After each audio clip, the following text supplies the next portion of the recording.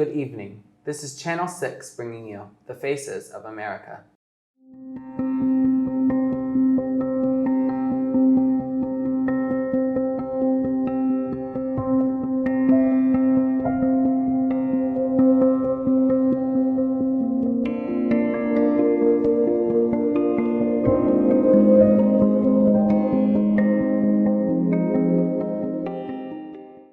America is in turmoil. It has a diverse group of people ranging from the wealthy who skate through life, to those in the middle class surviving paycheck to paycheck, to those living in poverty, not knowing when or where their next meal will come from.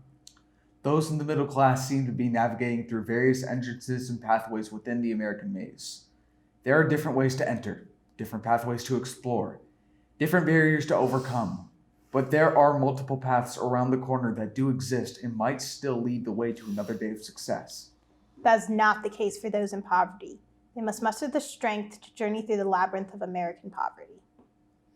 In this labyrinth, there is only one way to enter the multitude of passageways filled with blind alleys. The journey requires the poor to stumble and fall in order to the prize society has to offer. However, they must persevere to locate the single way out of that labyrinth in order to potentially grasp the middle-class maze of life. 93.6 million people live close to poverty, while 17.3 million are already in it. Illness or unemployment can force people into destitution, but a disproportionate number of people can feel trapped in an endless labyrinth that can span lifetimes and generations. I met Antonio, a young teen determined to escape his life despite the odds being stacked against him. I get up at 5 a.m. and get myself ready and then get my siblings up and around, making sure they shower, get dressed, and have breakfast. It is not always easy getting them to listen and pay attention. Most teenagers can be found in bed at least until 7:30 a.m. on a school day. But not Antonio. Since 5th grade, he has acted as the third adult in the household. My mom works overnight shifts at a meat packing plant, while my dad is a truck driver. They make enough money to provide the basics, but we do not really have any emergency fund if something were to happen. Antonio is a sophomore at Bayside High School. His mom and dad's total income keeps the family under the poverty threshold. For a family of 5 like Antonio's, that is just over $30,000. The fact is, Latinx adds another obstacle to overcome. Statistics show the Latinx population has the third highest poverty rate of 17.6%. I feel hopeless at times, but I'm also taking control of my life. I'm choosing to go to school and attend classes, and I'm learning where to buy cheap, healthy foods for my family. Antonio wants to become a doctor and is currently enrolled in upper-level classes. His goal is to maintain a 4.0 GPA and graduate the top of his class. I know I'm just a 10th grader, but I also know what I'm capable of, and I don't want to be just another statistics.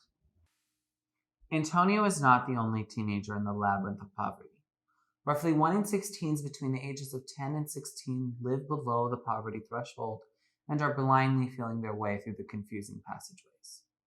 Statistics show that many obstacles they face can lead to bad grades, behavior problems, increased mental health issues, and physical inactivity, again trapping them in this labyrinth of impoverishment. 17-year-old Micah Watt is among the 41% of youth who live in a low-income household. Living in the south side of Denham, Micah is a student at Denham High School. Her mom works full-time as a maid, but they still struggle to keep on the bill. I work 2 jobs, and 95% of my paychecks help pay bills and buy food. We can't afford health insurance, so my mother can't get the chemotherapy she needs. Micah's family has recently been approved for an Earned Income Tax Credit, or EITC, which reduces the amount of taxes owed and can also result in a refund. Programs like the EITC are why people like Micah can have food on the table and a roof over their heads, but it's not a permanent fix. The EITC has helped me and my family, but we still struggle to get by. Programs like EITC can help struggling families like Micah's, but it is only a piece of the puzzle in the labyrinth of poverty that continues to create the never-ending wealth gap that is seemingly impossible to break free of.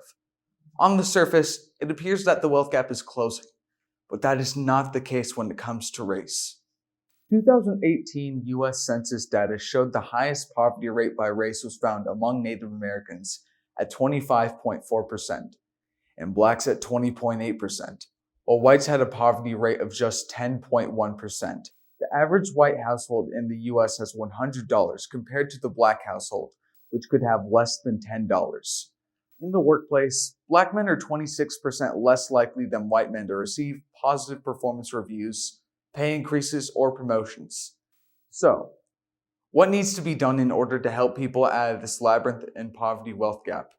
Some suggest increasing minimum wage, investing in affordable housing, Medicare for all, and an increase of taxes on the ultra wealthy are a good start, but it won't provide an immediate solution. When we come back from commercial break, we'll take a look at how weather can trap people in the blind alley of poverty.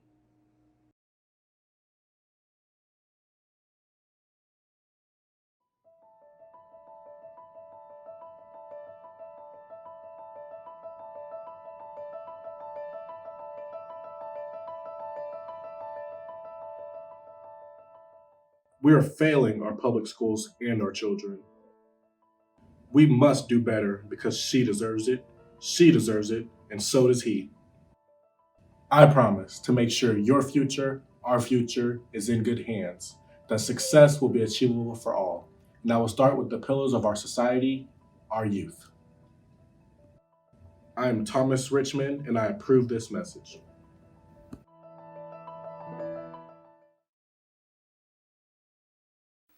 Welcome back to Channel 6, the news that brings you the faces of America, where we are addressing the turmoil of poverty.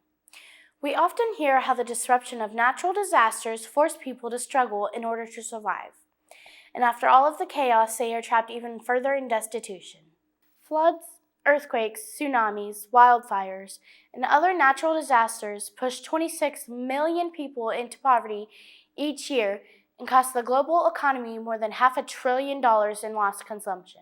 When Hurricane Dorian hit the Bahamas in 2019, crops and food supplies were destroyed, while electricity and water were scarce after the storm passed. After Hurricane Maria hit Puerto Rico in 2017, 30,000 households put up tarps over the holes in their roofs, and they are still being used to this day because of the cost of supplies needed to repair the damage. In both storms, wealthier people were able to get out, but an estimated 70 million people could not afford to leave and were forced into homelessness. Walk around 35th and Hull and you will see almost nothing. Street addresses are still painted on, and there are broken down chain link fences, but you will not see the life that once lived there. Near 4 Mile Creek, flooding has ravaged the area for years, causing many within the flood zone to flee their homes for higher ground. This is life when natural disaster strikes, with or without warning. Those who stayed will be asked to leave the 4 Mile Creek area. The city plans to move utilities, roads, and storm drains above the floodplain to a more natural greenway. 50 homes have already been purchased by the city, and letters have been sent out to those who would qualify for a pre-disaster buyout grant.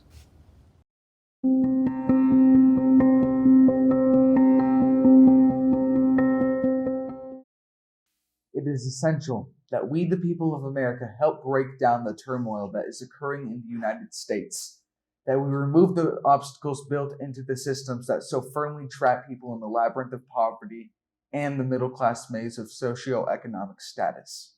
This web of problems can be traumatic. It is a systematic cycle that can seem near impossible to break out of. Government-assisted programs and perseverance can guide the impoverished through the labyrinth of poverty, but that is not enough. It will take a unified force of many for change to truly happen, and for the labyrinth to shift from a journey of blind passages and immense luck to a pathway that all can see, a clear passageway through. This has been Channel 6, bringing you the faces trapped in the winding path of American poverty.